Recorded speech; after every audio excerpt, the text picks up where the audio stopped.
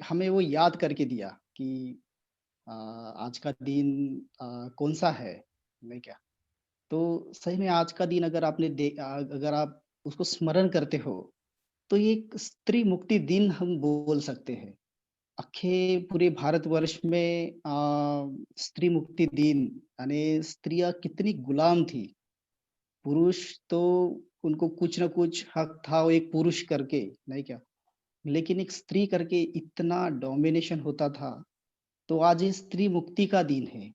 जो चातुर्वर्ण जो व्यवस्था थी, उस चातुर्वर्ण्य व्यवस्था को गिराने का आज काम सबसे बड़ा महत्व का काम आज यानी हुआ है और वो है डॉक्टर बाबा साहब आम्बेडकर ने मनुस्मृति का दहन किया, मनुस्मृति जलाई।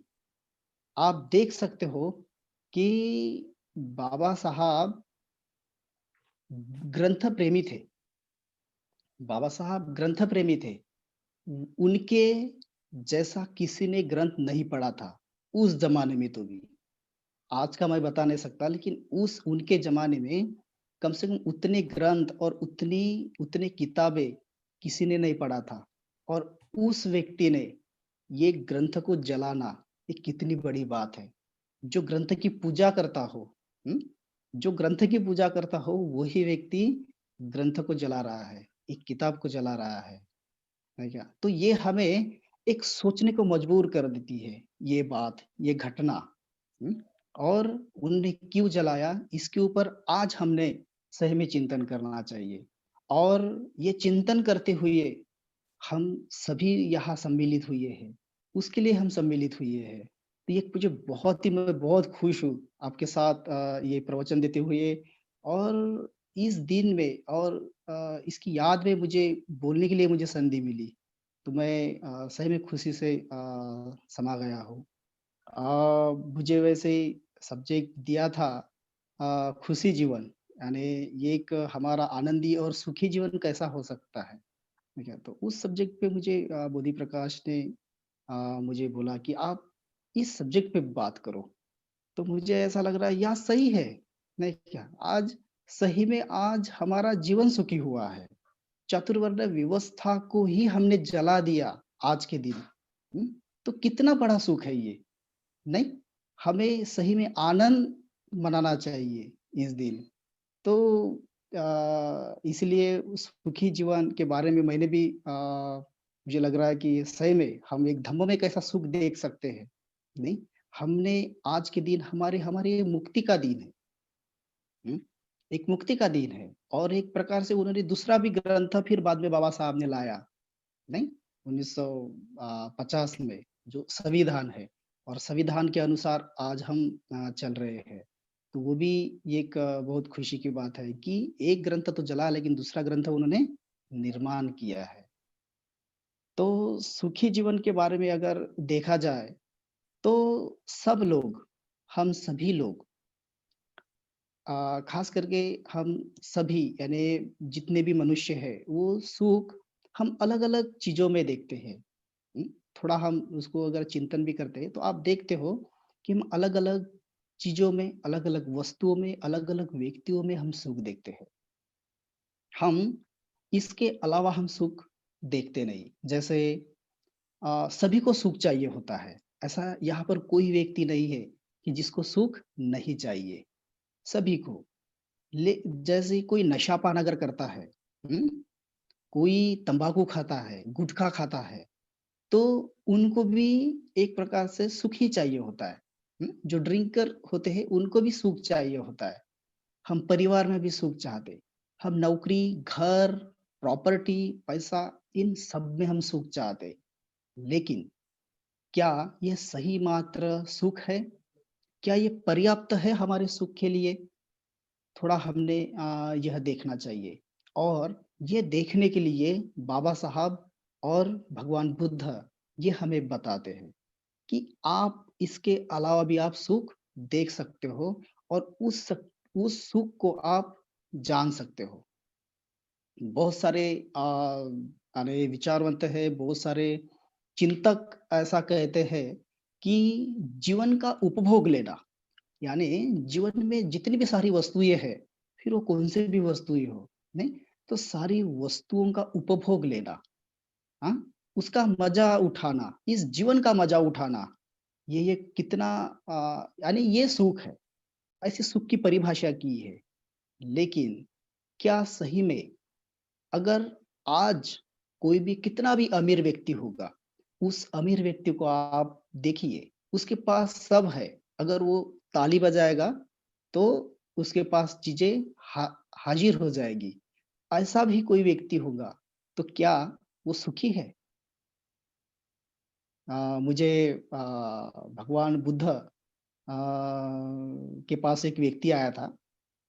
वो व्यक्ति बोल रहा था कि मैं सुखी हूँ, बहुत सुखी हूँ।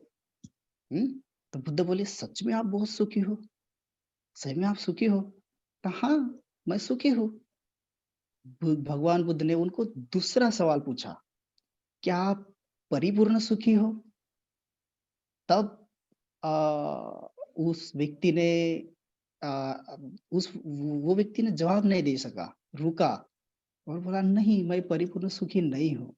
हाँ, तो मैं जो शिक्षा देता हूँ, वो परिपूर्ण सुख की शिक्षा देता हूँ। हुँ? तो परिपूर्ण सुख क्या है?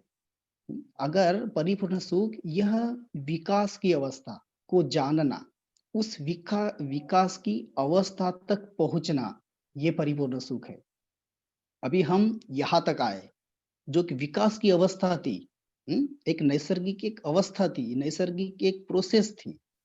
उस विकास की प्रोसेस में हम मनुष्य बने और हम मनुष्य बनकर आज हमने जन्म लिया। हुँ? अभी हमें जैसे 5 उँगलियाँ हैं मुझे, तो छठवीं उँगली नहीं आ सकती। हुँ? दूसरा पैर नहीं आ सकता या मेरी हाइट जितनी मनुष्य की 6 फीट या साढ़े 6 फीट जितनी हाइट होती है, उसके ज़्यादा हाइट हमारी नहीं बढ़ सकती। नहीं क्या? तो अभी हम मानव करके इतने ही विकसित हुए हैं।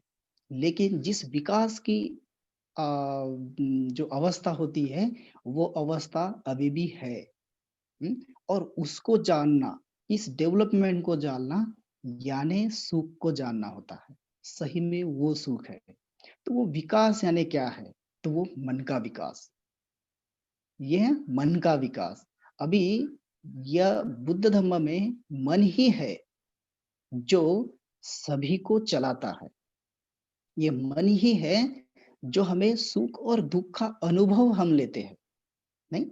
अगर अगर आप कुछ अपने बारे में जब बताते हो, तो तब आप वाणी के माध्यम से आप खुद के मन की स्थिति को दर्शा रहे हो। हुँ? तो हम यह मन ही जो है, यही प्रधान होता है, यही मुख्य है बुद्ध धर्म में। अगर जब सुख की बात आती है, तो शरीर सुख की बात कभी बुद्ध धर्म नहीं करता। लेकिन जब शरीर की शरीर की जब बात करता है बुद्ध धर्म में, तब वह मन से संबंधित होता है। ये हमें बहुत जानना ज़रूरी होगा। तो ये मन से संबंधित है। जब भी हम सुख की भाषा करते हैं या सुख के बारे में जब बोलते हैं, तब हम मन के सुख के बारे में बोलते हैं। तो जब हम सुख की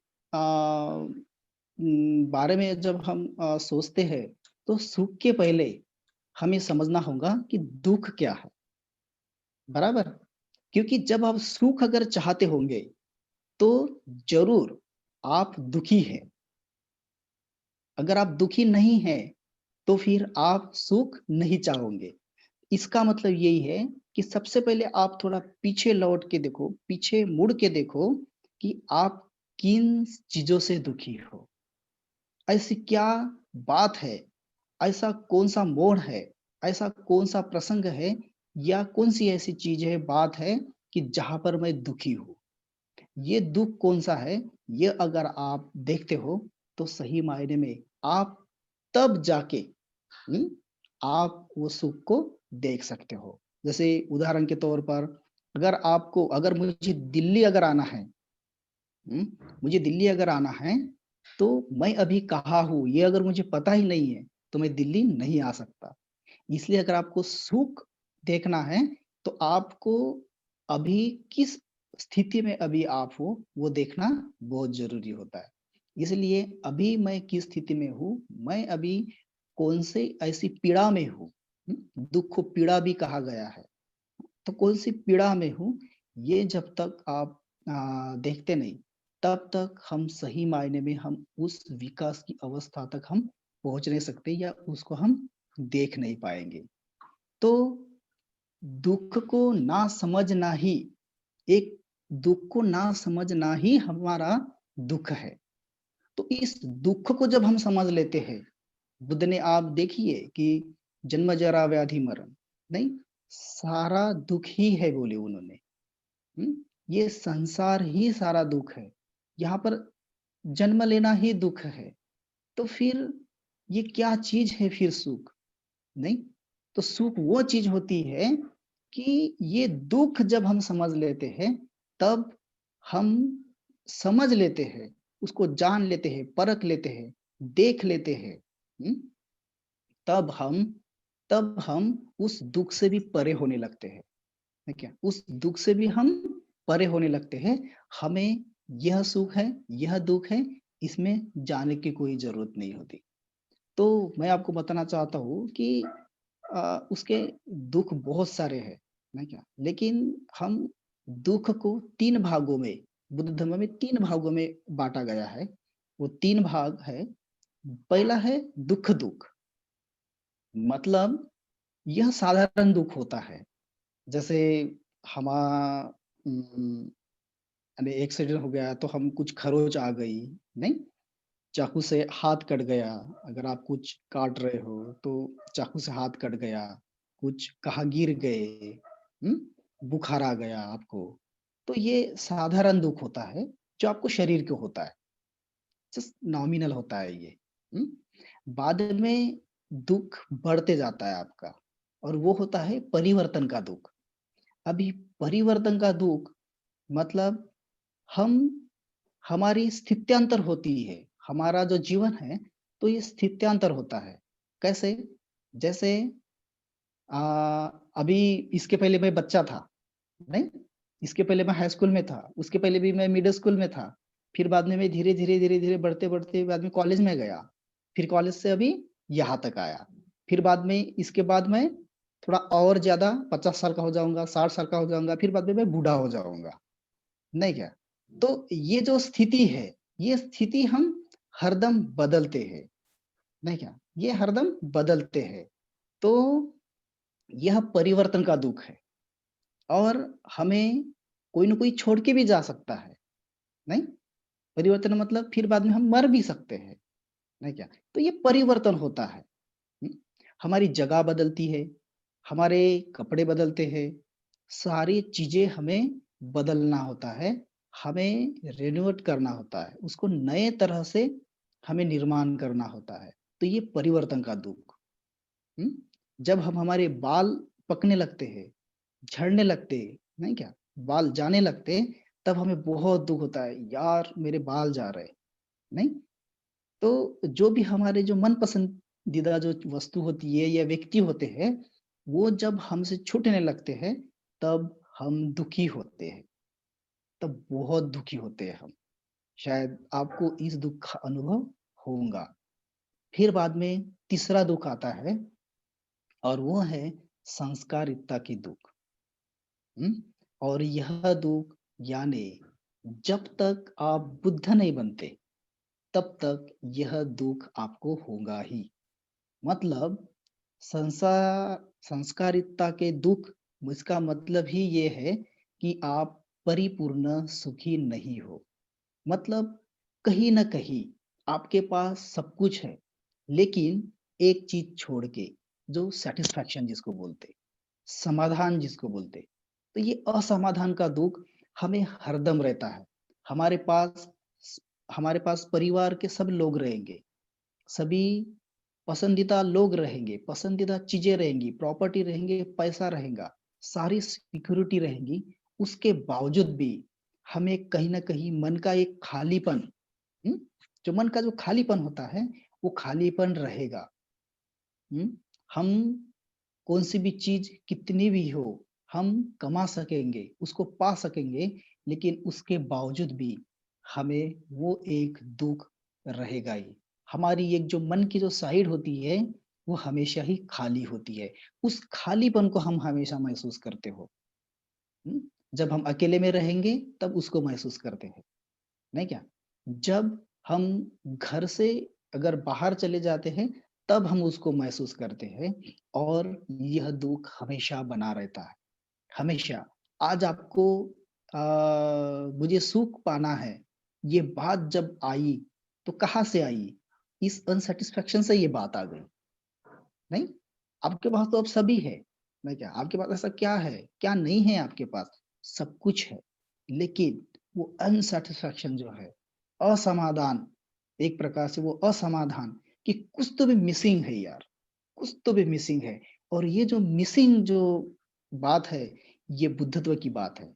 ये बोधिसत्व बनने की बात है। और जब आपको ये मिसिंग पॉइंट अगर आपको ध्यान में आता आपका, तब सही मायने में आप सुख की खोज में होते हो।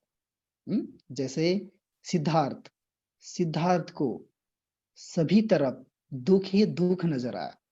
हुँ? उनके पास क्या नहीं था? आप सिद्धार्थ को अगर देखोगे, तो उनके पास क्या नहीं था?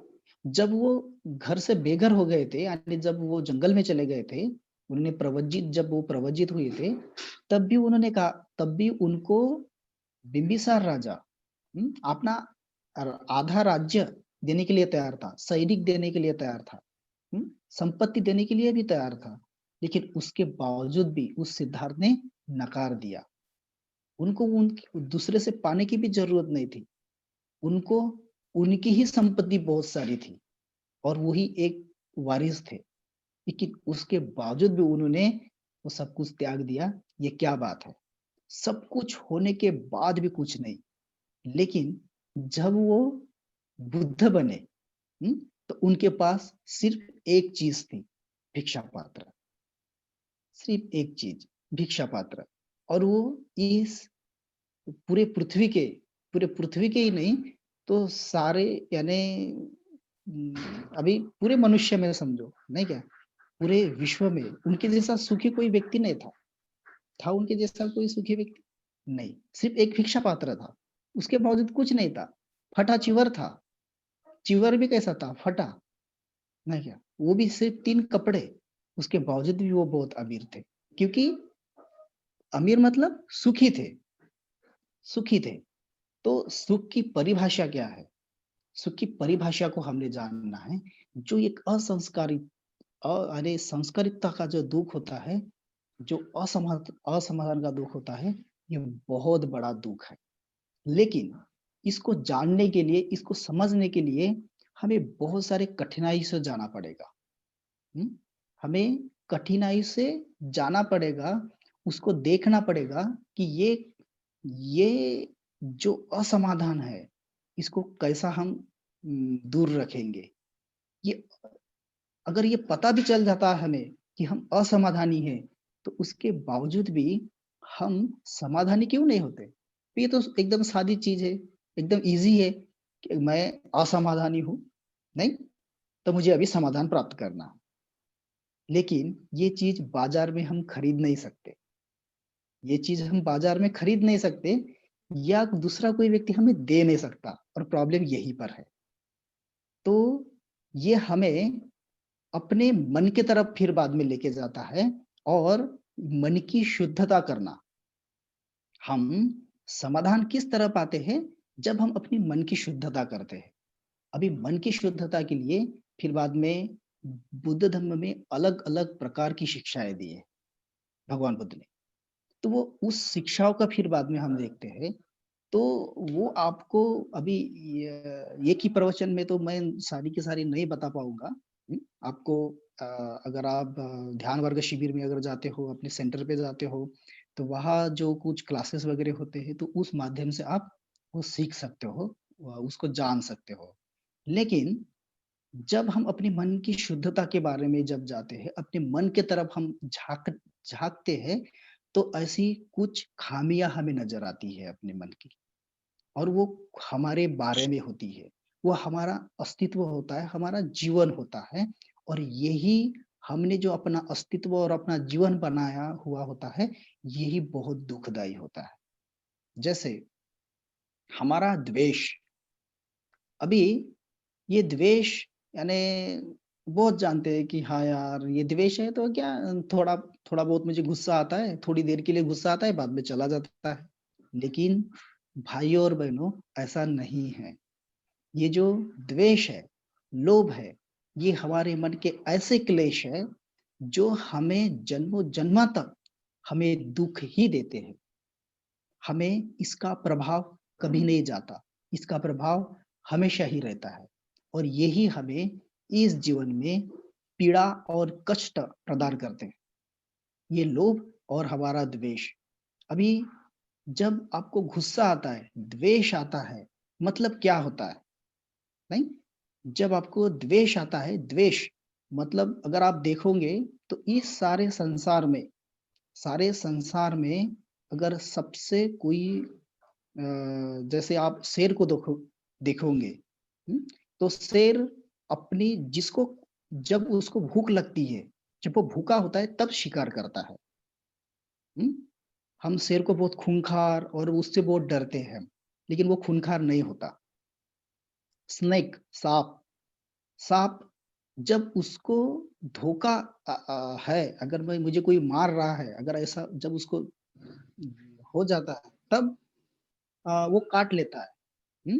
तो उसका जो पॉइज़न होता है, वो भी उतना खतरनाक नहीं है, नहीं?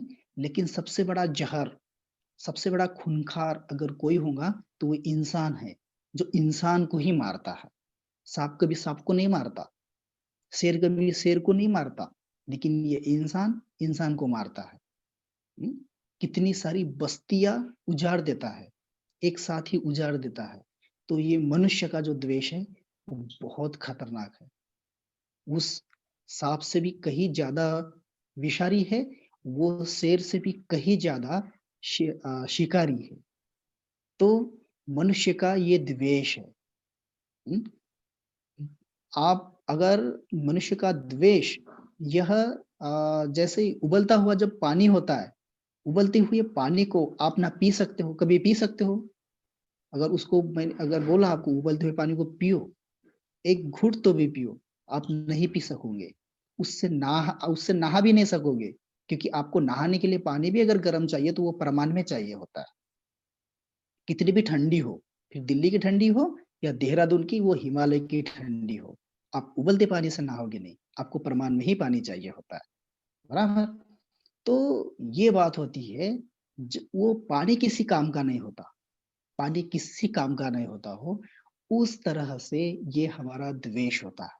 तो ये द्वेष किसी के काम का नहीं है, द्वेष किसी के काम का नहीं है। जब आप द्वेषी होते हो, तो वो कोई मनुष्य को नहीं देखता, वो सभी को जला देता है, सभी को भस्म कर देता है। इसलिए इस द्वेष को पालना मतलब हम दुःख में रहना है। अगर द्वेष को अगर हम रख रहे हैं, तो आप क्या कहते हो कि मैं दुखी रहना चाहता हूँ। अगर आप द्वेष का अगर समर्थन करते हो, मुझे गुस्सा आना जायज़ है, कभी-कभी हम बोलते, बेटे के ऊपर मेरा गुस्सा आना जायज़ है क्योंकि मैं उसकी चिंता करता हूँ, नहीं? मेरे भाई के ऊपर गुस्सा आना वो जायज़ है क्योंकि उसने वो गलती किया था। जब हम ऐसा बोलते हैं, तब मैं दुखी रहना चाहता हूँ, आपको ये बोलना होता है। क्योंकि जब आप द्वेष करते हो, किसी के ऊपर चिढ़ते हो, गुस्सा होते हो, तब यह दुःख ही है। हुँ? तो इसके विपरीत हमें मैत्री करना होता है। आप आप अगर सिद्धार्थ के बारे में मुझे वो सिद्धार्थ ज़्यादा पसंद होता है क्योंकि तब वो युवा थे, नहीं क्या? और तब वो छोटे बचपन से लेकर सिद्धार्थ जब बचपन से लेकर वो बहुत ही मित्रता के बारे में बहुत ज़्यादा सोचते थे। वो एक जीवन के बारे में उनकी सोच बड़ी सुहानी होती थी। हुँ? जब उनको अ, एक क्षत्रिय कुल के थे और तब उनको शिकार करने जाना था। हुँ? तो तुम शिकार क्यों नहीं करते? उनकी जब माँ ने जब पूछा कि तुम शिकार के लिए क्यों नहीं जाते? तुम क्यों डरते हो? तो बोला नहीं मैं डरता नहीं, लेकिन ऐसे पंछियों को, जानवर को अगर आप मारते हो, तो ये कैसा, ये क्या न्याय है? ये कौन क्षत्रिय ऐसा करेगा? तो नहीं, तुम्हें राजा बनकर तुम्हें युद्ध करना होगा। तो क्षत्रिय क्षत्रिय से युद्ध क्यों होगा? छोटा बच्चा अपनी माँ को पूछता है कि ये युद्ध क्यों होगा? तो नहीं, तुम क्षत्रिय हो इसलिए तुमको युद्ध करना पड़ेगा। देखिए, ये बात उस सिद्धार्थ ने जाना था उस बचपन में, और यही बात फिर बाद में बाबा साहब ने जाना मनुस्मृति जला के, नहीं क्या? तो बुद्ध ने भी हमें उस चातुर्वर्ण्य से भी निकाला, और कैसे हमें बाबा साहब ने भी निकाला। तो तब सिद्धार्थ बोलते हैं कि अगर एक क्षत्रिय, सभी अगर क्षत्रिय सभी से अगर मैत्री भाव अगर करे, प्रेम मैत्री भाव बढ़ाए, प्रेम अगर बढ़ाए, तो क्या कभी इस क्षत्रियों में कभी युद्ध ही नहीं होगा? युद्ध करने की कोई सवाल ही नहीं आता। तो हमें अगर हम हम्म, अगर हमें इस द्वेष से निकलना है, अगर इस पीड़ा से निकलना है, तो हमें इस द्वेष से भी निकलना होगा, इस वैर भाव से निकलना होगा। हम जब एक दूसरे से हम स्पर्धा करते हैं, नहीं, एक दूसरे की हम स्पर्धा करते रहते हैं हमेशा ही। तो ये स्पर्धा में क्या होता है? क्यों स्पर्धा करते हैं हम? क्योंकि हम खुद को नहीं जानते, क्योंकि हम दूसरों को नीचा दिखा के मैं कैसा ऊंचा हूँ, ये हम दिखाने की कोशिश करते हैं। तो अगर आपको मैं खुद बड़ा हूँ ये अगर आपको बताना है, या मैं बहुत अच्छा व्यक्ति हूँ, बहुत विकसित व्यक्ति हूँ, बहुत डेवलपमेंट हुआ हूँ, ये अगर आपको बताना है, तो आपको ये जरूरत नहीं है दूसरों को नीचा दिखाने की। लेकिन स्पर्धा में क्या होता है? स्पर्धा में हम दूसरों को नीचा दिखाते हैं, और दूसरों को नीचा दिखा के मैं कैसा अच्छा हूँ ये हम बताते हैं। तो ये स्पर्धा जब हम में एक मनुष्य में होती है, तो ये भी एक द्वेष का प्रकार है। हम्म। फिर बाद में हम हार जीत, नहीं, हम हार जीत होती है। देखो द्वेष कितने रंग दिखाता है। हम्म, हार जीत, स्पर्धा। हम्म, तो हम हार जीत के बारे में कभी नहीं सोचते। अगर आप सही में अगर मैत्रीवान होंगे, तो हार जीत के बारे में आप कभी नहीं सोचोगे। नहीं तो बाबा साहब ने भी बोला होता कि मेरा झगड़ा ब्राह्मणों के साथ है। ये शब्द नहीं बोला उन्होंने, क्योंकि उनका झगड़ा ना ब्राह्मणों से था, ना किसी और से था। उनका झगड़ा उस वादों से था, जो ब्राह्मणवाद था, जो तत्व थे, नहीं, जो फिलोसॉफी थी, उसके बारे में उनका झगड़ा था, और उनको वो चेंज करना था। मतलब क्या था? मतलब वो दुख था, उस दुख को उनको नष्ट करना था। उनको नष्ट क्या करना था? दुख को नष्ट करना था। उस द्वेष, एक मनुष्य दूसरे मनुष्य को जो पीड़ा देता है, उस द्वेष को ही नष्ट करना था। लेकिन इसलिए उन्होंने ना तलवार का यूज किया, ना उन्होंने कभी कौन सा ऐसा हिंसक, जिससे मनुष्य का नुकसान हो, जिससे ब्राह्मणों का भी, या जिससे किसी ऐसे व्यक्ति का जो अस्पृश्य और महिलाओं से जो द्वेष करता हो, जो चातुर्वर्ण व्यवस्था को भी मानता हो, उसको भी उन्होंने पीड़ा कभी नहीं पहुंचाई। तो बाबा साहब ने हमेशा ही इस हार जीत के पीछे नहीं रहे। उन्होंने हमेशा ही मनुष्य को विकसित होते हुए देखना चाहते थे। इसलिए उन्होंने संविधान भी जब लिखा, तो संविधान में भी उन्होंने सभी को समान हक दिया। हम्म, सभी को समान हक दिया। फिर वो बाद में ब्राह्मण की महिला हो, या और फिर वो शूद्र की महिला हो, नहीं, उन्होंने सभी को समान हक दिया। तो कभी उन्होंने झगड़ा नहीं किया, नहीं क्या, कभी उन्होंने अपने हकों के लिए दूसरे का नुकसान नहीं किया। इवन उनके जो विरोधक थे, तो वो उनका विरोधक का भी नुकसान कर सकते थे, लेकिन उन्होंने नहीं किया। तो जब हम इस द्वेष के ऊपर उठने के लिए अगर हम मैत्री भाव करेंगे, तो तब जाकर हम सही मायने में सुखी हो सकेंगे। आप इस सुख की परिभाषा को जानने की थोड़ा कोशिश कीजिए। एक बार क्या हुआ, बुद्ध के पास एक भिक्षु आया, और वो भिक्षु बोलने लगा कि हे बुद्ध, हे भगवान, मैं बहुत दुखी हूँ, मैं बहुत दुखी हूँ। प्लीज मुझे आप कृपा करके आप मुझे इस दुख से मुक्त करेंगे? तब अभी बुद्ध तो हर दिन शिक्षा देते थे, हर दिन शिक्षा देते थे, वो ध्यान लेते थे सभी का, सभी के साथ ध्यान करते थे। उसके बावजूद भी वो कैसे दुखी, नहीं? तो बुद्ध को समझ में नहीं आया। तब बुद्ध ने क्या कहा, ठीक है, मैं आपको अभी आपको दुःख से मुक्त करता हूँ। तब बुद्ध ने बोले कि आप 1 ग्लास पानी लेके आओ। वो भिक्षु 1 ग्लास पानी लेके आया। फिर बाद में आप मुट्ठी भर नमक लेके आओ। मुट्ठी भर नमक लेके आया। फिर बाद में इस पूरे मुट्ठी भर नमक को आप इस पानी में डालो, घोलो, पियो। तो बोला वो नहीं, मैं ये नहीं पी सकता, क्योंकि ये पीने लायक पानी है ही नहीं, क्योंकि ये नमक से पानी है। नमक मिला हुआ पानी है और इतना नमक मिला हुआ पानी मैं नहीं पी सकता, या कोई नहीं पी सकता। ठीक है, मत पियो। बाद में और 1 मुट्ठी भर नमक लाओ। ये 1 ग्लास पानी और 1 मुट्ठी भर नमक। ये तो तुम तालाब में गए, बुद्ध के साथ वो भिक्षु भी तालाब में गया, डाला। अभी इस तालाब का पानी पियो। तो वो पानी पी सकता था। यानी आप इस स्टोरी में आप देखते होंगे कि हम हमारा मन कैसा होता है। बुद्ध वहाँ शिक्षा देते हैं कि ये जैसे विशाल जो तालाब है, ये विशाल तालाब के जैसा आप अपना मन बनाइए। जब आप अपना मन इस विशाल अगर बनाते हो, तो छोटे-मोटे कितने भी दुःख आए, तो वहाँ वो गल जाएँगे, बराबर? वो जो मुट्ठी भर नमक था, वो तालाब के लिए क्या था? कुछ नहीं, नहीं क्या? वो गल गया उसमें, नहीं? मिट्टी में मिल गया वो, पानी में नहीं रहा। तो इस तरह से अगर आप मैत्री विकास अगर करते हो, सभी के प्रति अगर मैत्री बढ़ाते हो, तो आप सही मायने में सुखी हो सकते हो। आप सुखी हो सकते हो, लेकिन कब? जब आप अपने मन को विशाल बनाओगे। तो ये विशाल बनाने की चीज़ है। फिर बाद में जब हम देखते हैं, तो हम लोभ से भी पीड़ित होते हैं। अभी ये लोभ क्या है? ज़रा लोभ को हम देखेंगे। लोभ मतलब हम ये हमेशा ही इसका जो प्रतीक है, ये रंगीन पानी के जैसा होता है, रंगीन पानी।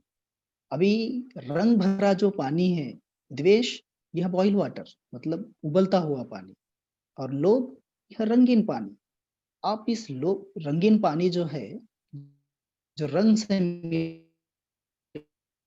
सुंदर दिख रहा है, बहुत सुंदर, सजाए आप उसको सजा सकते हो, लेकिन वो आपके लिए किस काम का है?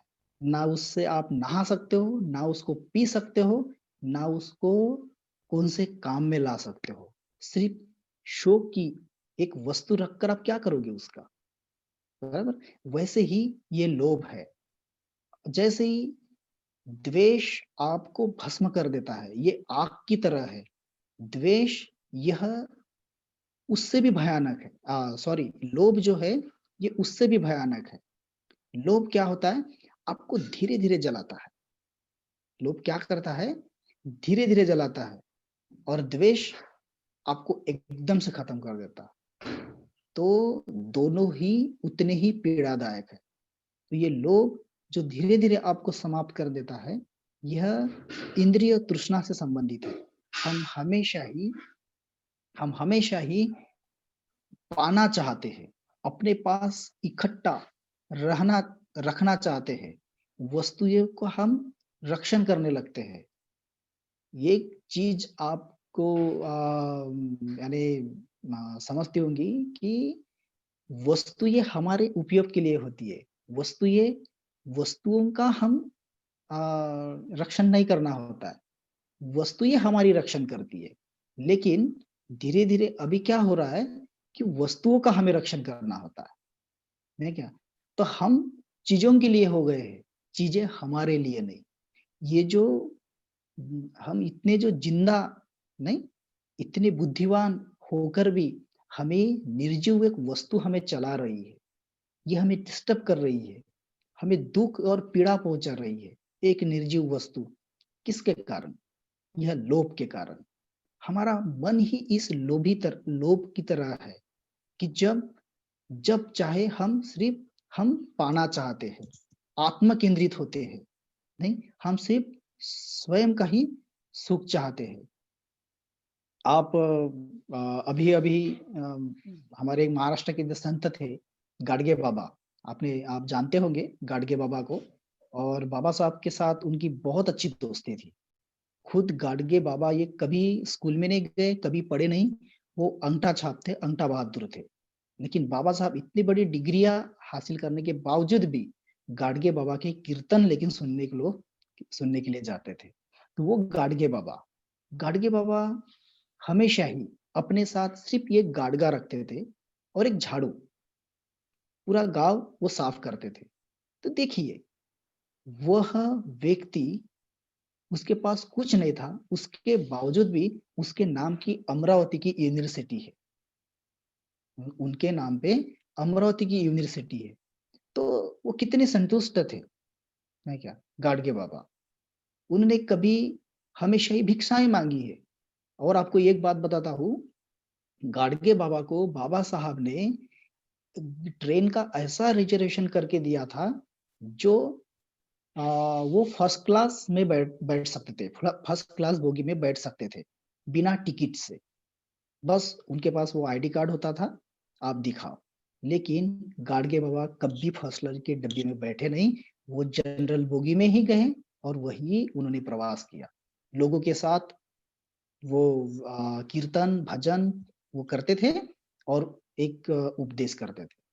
तो ये एक प्रकार से ये जो संतुष्टि जो ये जो चीज़ होती है, यह संतुष्ट रहना यानी लोभ से परे जाना है, लोभ से ऊपर उठना है। तो ये संतुष्टि यह गरीबी का समर्थन नहीं करती, ऐसे भिखारी रहने का समर्थन नहीं करती, बल्कि वो आपकी मन की स्थिति होती है। अभी आपके पास जो चीज़ें हैं, क्या उन चीज़ों से आप समाधानी हो? ये जब आप खुद से सवाल जब पूछने लगते हो, तब आपको वहाँ से सही मायने में आप कितने संतुष्ट हो, इसका उत्तर आपको मिलेगा। तो यह एक मन की स्थिति है।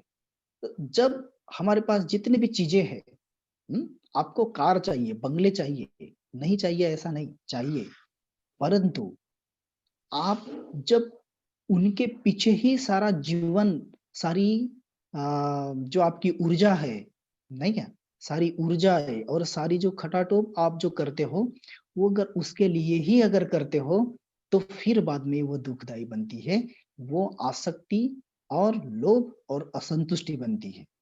लेकिन आप अगर विकास के बारे में जब सोचोगे, तो आप अपने मन के विकास के बारे में सोचोगे और जितना आपके पास है, उतने में आप समाधानी रहोगे और आपको जो विकास के लिए जो चीज़ें चाहिए होता है, वो समाधानी रहकर आप चीज़ों को हासिल करते हो। तो ये एक अलग चीज़ है। तो इसको समझना भी बहुत अलग चीज़ है, वो संतुष्टि है। तो जब आप संतुष्टि जब हासिल करते हो, तो आप लोभ के आप परे चले जाने लगते हो। अभी जब हम अपने जीवन के बारे में देख रहे हैं, हुँ? तो आप देखते हो इस हमारा जो मनुष्य जीवन है, देखिए ना, आपके पास क्या नहीं है? सब कुछ है। हमारे कान अच्छे हैं, आँखें अच्छी है, नहीं? जब हम अपने जीवन के बारे में जब देखते हैं, तो कितनी सारी अपॉर्च्युनिटीज़ है। हमें गुरु मिले हैं, बुद्ध के जैसे गुरु प्रणीता मैडम ने बहुत अच्छा वो गीत सुनाया। नहीं, मुझे बहुत पसंद आया वो, क्योंकि आज प्रवचन ही उस तरह का था, जिस तरह का आपने गीत गाया। तो जीवन देखिए, हमारे पास गुरु है, हमारे पास धम्म है, नहीं? ये एक ज़माना ऐसा था कि धम्म का एक शब्द भी सुनाई नहीं देता था। कुछ राजाए लोग ऐसे थे, कुछ राजा है लोग, राजा, कि अगर मुझे कोई धम्म अगर सुनाएगा, तो मैं उसको बहुत सारे हीरे जवाहरात या संपत्ति दे सकता हूँ। ऐसे वो ज़ाहिर करते थे। उसके बावजूद भी उनको धम्म सुनाई नहीं, सुनाने वाला कोई मिलता नहीं था। लेकिन आज हमारे पास मुफ्त में है, धम्म पढ़ाने वाले यहाँ पर है, नहीं? यहाँ पर हमें सब मदद करने वाले हैं। हमारे पास बहुत सारे मित्र हैं। अगर हम कुछ दुखी होते हैं, पैसे की अगर कुछ ज़रूरत होती है, तो हमें हमारे ऐसे मित्र हैं कि वो हमें हमारा खर्चा उठा सकते हैं, हमें मदद कर सकते हैं। ऐसे हमारे मित्र हमारे पास हैं। हमारे जो सहपरिवार है, परिवार के जो लोग हैं, वो हमसे प्यार करते हैं, नहीं? हम अगर उनसे कुछ चीज़ अगर चाहते, तो वो आसानी से मिल जाती है। इतना हमारा जीवन सुखी है। अभी यहाँ जो ज़ूम पे जो मीटिंग में जो है, उन वो कम से कम ये लोग तो भी हम ऐसे हैं कि हमें किसी की अ, यानी ये चीज़ नहीं है, नहीं, ऐसा नहीं है। लेकिन उसके बावजूद भी हम ऐसा ही मैं क्योंकि वो अनसैटिस्फैक्शन वो होता है। तो हमारे जीवन के बारे में अगर आप देखते हो, तो इतना बड़ा हमारा जीवन और इतना सुखी जीवन है। उसके बावजूद भी हम क्यों अपने जीवन के बारे में हम गंभीर नहीं होते? क्या मैं सही में अपने जीवन के बारे में गंभीर गंभीर हूँ क्या? और मैं अपने जीवन के बारे में सही मायने में मैं सोचता हूँ क्या? अगर आपको जैसे हमने लोभ और द्वेष को देखे हैं, तो क्या मेरी हर कृति, मेरी कोई-सी भी कृति हुँ, ये लोभ से हो रही है, द्वेष से हो रही है, क्या किन चीज़ों से हो रही है? क्या मेरे जो कृति है, वो कुशल है क्या? अगर मैं कुछ करूँगा, ये कृति करूँगा या मैं बोलूँगा, या मैं कौन-सा भी अगर विचार मन में लाऊँगा, तो उसका परिणाम क्या देने वाला है? इसके बारे में हमें सोचना पड़ेगा। अगर इसका परिणाम अगर मुझे होता है कि नहीं ये दुःख देगा, नहीं? अगर गाली देने से आपको सुख कभी मिलेगा? नहीं, गाली देने से कभी सुख नहीं मिलेगा।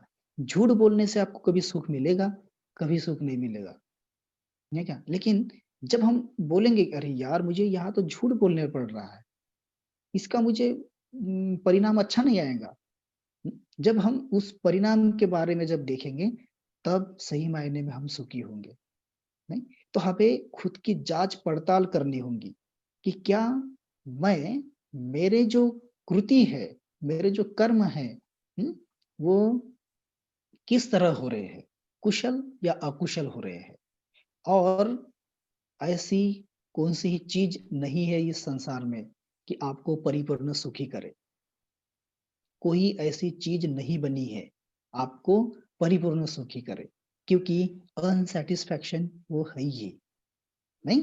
इसलिए हमने चीज़ों के चीज़ों की तरफ जो दौड़ना होता है, चीज़ों को पाने की एक लालच होती है, कुछ तो भी हम पकड़ना होता है, हुँ? तो वो हमने देखना चाहिए और यस और सही मायने में तब जाके हम सुखी हो सकते हैं। सुख की परिभाषा सही मायने में भगवान बुद्ध ने बताई है और ये जो सुख है, यह सुख धम्म श्रवण से, धम्म अध्ययन से, धम्म का उपयोग अपने जीवन में करने से होगा। ये इस विकारों से जब परे जाते हैं, तब सही मायने में हमारे जीवन में वो सुख आता है और हमेशा ही हमने इस बात का ध्यान रखना चाहिए। मुझे लगता है टाइम हो रहा है तो मैं आपके सामने इतना ही बोलना चाहूँगा। आपने सही में मुझे बड़े शांति से सुन लिया। फिर से मैं आप सभी का धन्यवाद करता हूँ। मुझे इस मेले में आपने सम्मिलित किया, उसके लिए भी मैं धन्यवाद देना चाहता हूँ। तो मैं यहाँ रुकता हूँ। जय भीम, नमो बुद्धाय। धन्यवाद। बहुत-बहुत साधुवाद। आचार्य रत्न जी, आपने बहुत अच्छी तरीके से व्याख्या